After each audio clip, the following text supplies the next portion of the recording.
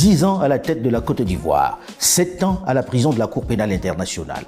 3 ans après son retour dans son pays, après avoir été acquitté à La Haye, à bientôt 80 ans, il repart à la conquête du fauteuil présidentiel. Quelles sont les chances de celui que le président Nicolas Sarkozy promettait, selon Robert Bourgi, de vitrifier? Le président Laurent Koudou-Gbagbo est l'invité de Moments de vérité sur Infomédia. Bonjour, Monsieur le Président. Bonjour.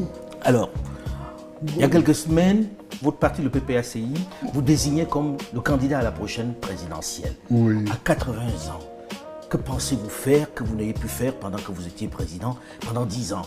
À 80 ans, est-ce que vous avez encore la force de pouvoir vous lancer dans une telle bataille? On se bat. Moi, je me bats depuis que j'ai à peu près 18 ans. Je me bats pour la Côte d'Ivoire, mais je me bats surtout pour l'Afrique. Mais se battre à 80 ans, on est un peu diminué, Monsieur le Président, non? Non, non. Il ne faut pas juger comme ça. Il faut voir si les raisons de bataille ont disparu. Et les raisons n'ont pas disparu. Après La tout ce que vous avez... liberté pour les hommes, les indépendances pour les États africains, l'égalité entre les Noirs africains et les autres hommes de la terre, tout ça, ça n'a pas disparu. Ça n'a pas disparu, Monsieur le Président, mais en Donc même temps... il faut se battre. Il faut se battre, mais en même temps, on se dit qu'il y a de la jeunesse. Oui. Pourquoi vous ne promouvez pas plutôt cette jeunesse-là pour prendre la place et vous reposer? Parce que Mais vous on y avez les droit promeut. maintenant. Mais pourquoi les promouvoir peut-il vouloir dire s'asseoir? Même l'acte de les promouvoir, ça fait partie du combat. Donc vous pensez que, Oui. à votre âge, vous devez être encore à la tête pour promouvoir ces jeunes-là, pour mener ce combat-là? Moi, je vais me battre jusqu'à la fin de ma vie. Je vais me battre parce que les combats des Nkrumah, des Lumumba, ce n'est pas achevé. Mais peut-être que les jeunes devraient prendre la relève. Monsieur le Président, vous avez été pendant 7 ans à la Cour pénale internationale comme prisonnier. Oui. Vous êtes resté encore quelques années en Belgique en attendant que vous soyez acquitté. Vous l'avez été. Vous êtes revenu au pays depuis 3 ans maintenant. Et vous êtes en train de vouloir à nouveau être candidat, mais pèse sur vous une condamnation de 20 ans qui ne vous permet pas d'être éligible. Comment vous allez faire pour être candidat lorsqu'on sait que vous avez ce coup près-là qui vous interdit d'être candidat? C'est tout ça la bataille. C'est tout ça la bataille. Mais pour faire court et expliquer, cette condamnation vient du fait qu'on m'accuse d'avoir braqué la BCEAO, c'est-à-dire la Banque centrale des États de l'Afrique de l'Ouest. Voyez-vous Gbagbo Laurent en train d'aller braquer une banque. Vous n'avez pas donné d'ordre d'aller braquer cette banque? Bon, donc c'est grotesque. C'est grotesque, mais c'est tout ça la bataille. C'est-à-dire qu'on ne recule devant rien pour nous contrer. Pour vous, c'est une cabale, Monsieur le Président? Mais dès qu'ils ont su que j'étais en train d'être acquitté à la CPI, ils ont montré quelque chose ici. Parce que pour eux, ils m'avaient envoyé à la CPI. C'était ad vitam aeternam. Or, voici que je m'apprêtais à revenir. Donc, ils ont monté une petite cabale. Pour vous, c'est une cabale, il n'y a rien à vous reprocher sur ce braquage-là de la BCEAO? Mais Vous ne vous reprochez rien? Il n'y a jamais eu de braquage. Quand j'étais président, on a voulu, comme on le fait aujourd'hui pour les États de l'AES, on a voulu faire en sorte que à l'intérieur du pays, la population se révolte contre moi. On a coupé le robinet. Voilà. Donc, on a voulu m'empêcher de payer les salaires. Un matin, j'allais au conseil des ministres et j'apprends par la radio qu'un certain nombre de banques ont fermé et que tous les dirigeants sont partis hors du pays et c'était la fin du mois. Donc les salaires étaient déjà positionnés. Donc il ne fallait pas que les banques ouvrent. Donc j'ai décidé, arrivé au Conseil des ministres, de nationaliser ces banques-là et d'y affecter illico presto des Ivoiriens qui ont procédé au paiement des salaires. C'est ça le braquage? C'était le braquage, ça. Donc on ne vous accuse pas de vous être enrichi avec ça, non. C'est d'avoir payé les salaires. Voilà. Et donc, on a payé tous les salaires. Et quand on a vu que le braquage ne prenait pas avec moi, c'est là qu'on a décidé de me vitrifier. On va parler de la vitrification. Voilà. Monsieur le Président, Oui. pour vous, qui fait cette cabale? Qui organise tout ça? Oh,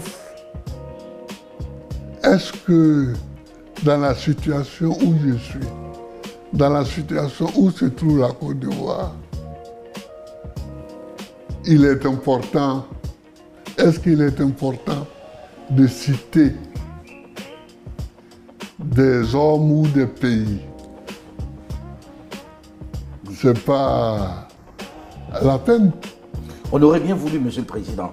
Mais comprenez qu'on ait envie d'entendre des noms, mais bon, vous avez choisi par correction de ne pas citer les noms. Mais Monsieur le Président, aujourd'hui, il y a un risque que vous ne soyez pas candidat. On a entendu le patron, le président de la Cour électorale indépendante dire que vous êtes inéligible. Comment comptez-vous faire pour être candidat dans ce cas? Mais vous savez, en 1990, les mêmes personnes disaient que je n'allais pas être candidat contre Fouet.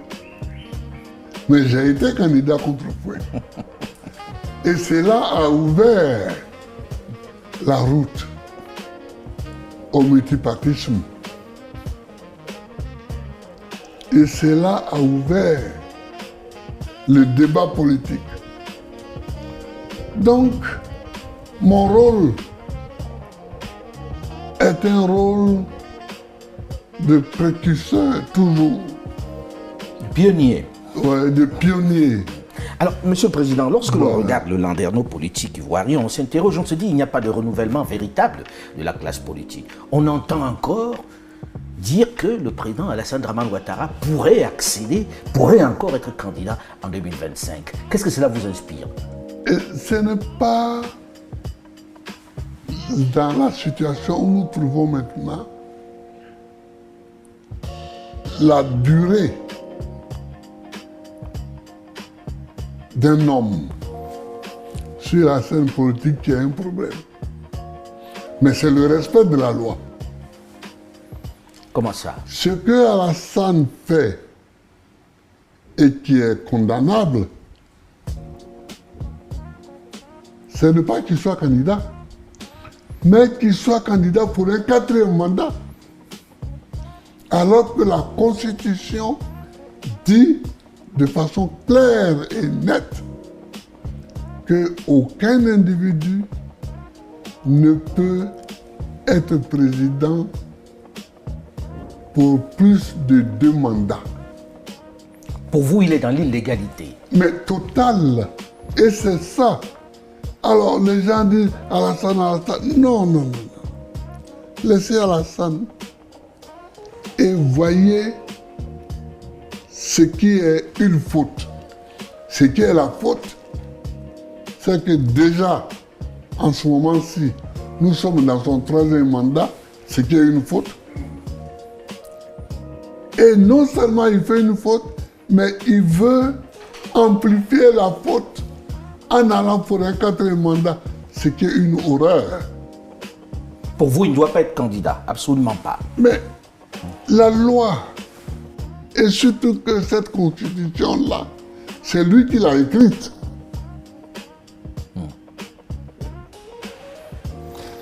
Donc vous vous opposeriez s'il venait à être candidat pour un 4e mandat? Mais je suis contre le fait qu'on piétine la loi. Alors, Monsieur le Président, on sait que vous entreprenez une démarche pour que les partis de gauche, les partis de l'opposition puissent se retrouver, puissent avoir un seul candidat. Mais on a le sentiment que ça cuine un peu, que vous avez beaucoup de mal. Pourquoi est-ce qu'on n'y arrive pas à faire que les partis de gauche se mettent ensemble? D'abord, il faut faire une différence entre partis de gauche et les partis d'opposition. Ici, tous les partis d'opposition ne sont pas de gauche. Comme votre ancien parti, dont vous êtes le fondateur. Oui, Le le FPI. oui. Bon, ce n'est pas de la gauche qu'il s'agit. L'appel que j'ai lancé à Beaunois, qu'on a appelé l'appel de Beaunois, c'était pour que les partis d'opposition qui le souhaitaient se rassemblent et discutent pour qu'on mette au point une stratégie ou plusieurs stratégies pour que les règles soient claires, soient respectées. Pour que la CEI, la Commission électorale indépendante, sorte des mains d'un parti, du parti au pouvoir, et soit vraiment une commission électorale indépendante. Le dernier mot est très important. Est-ce que c'est possible aussi? Une commission électorale indépendante. Ça, on se bat pour ça. On se bat toujours pour les choses en espérant qu'elles vont arriver. Alors, il faut que cette commission électorale-là soit indépendante. Il faut que, par exemple, là, des candidats, certains candidats n'ont pas leur nom Sur les listes. sur les listes. Comme vous, par exemple. Comme moi, comme Soro Guillaume. Et d'autres. C'est drôle de vous entendre défendre la cause de Soro Guillaume aujourd'hui. Bon, moi, je suis toujours comme je suis. Ce sont les gens qui me combattent.